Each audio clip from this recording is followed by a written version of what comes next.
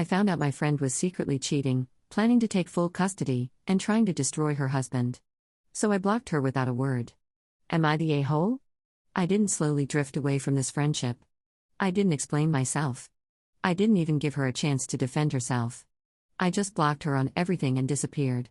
And honestly, part of me still feels guilty. But after what she admitted to me, I don't know if I had another choice. Back in 2021, I, 20F at the time, became friends with X, mainly because her boyfriend was my now husband's childhood best friend, like diapers to best man level close. Let's call him G. At first, X seemed off, but harmless.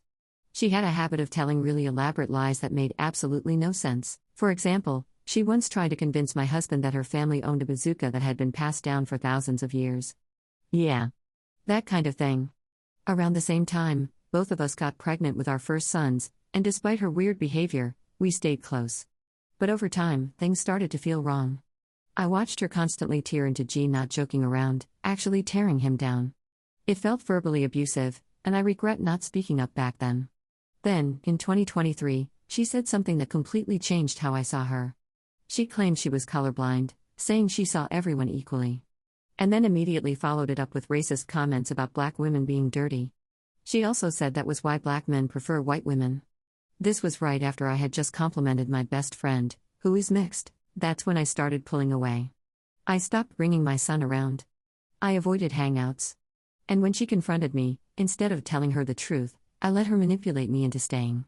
She made me feel like I was the bad guy and said she wanted our sons to grow up together like their dads. So I stayed. I wish I hadn't. Fast forward to 2024, X and G got married and started trying for baby number 2. By 2026, their second baby had just turned 1, and literally a week later, she started talking about wanting a divorce. At first, her reasons were vague: he doesn't treat me right. He doesn't listen. But then one day, while sitting in my living room, she told me the truth. She said she was in love with her best friend, W, and the way she talked about G. She mocked him. She called him obsessed because he sprayed her perfume on the bed so he could sleep after she left. That was the moment everything clicked. The mask dropped. I told my husband everything.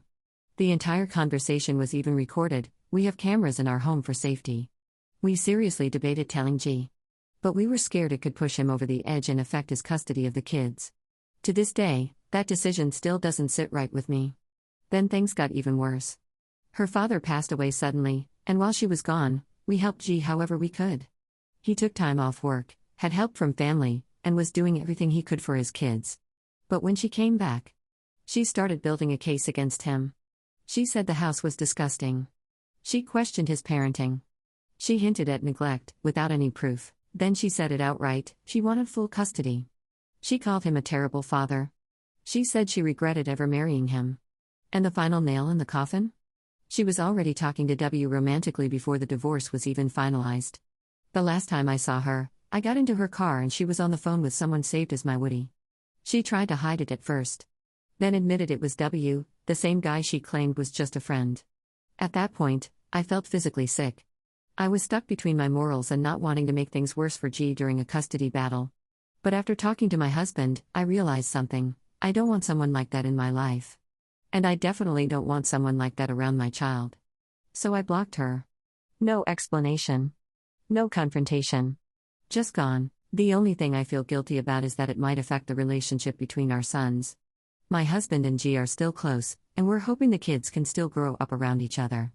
But as for her, I'm done. So, am I the a-hole? For anyone who might ask, no, she still doesn't know why I blocked her.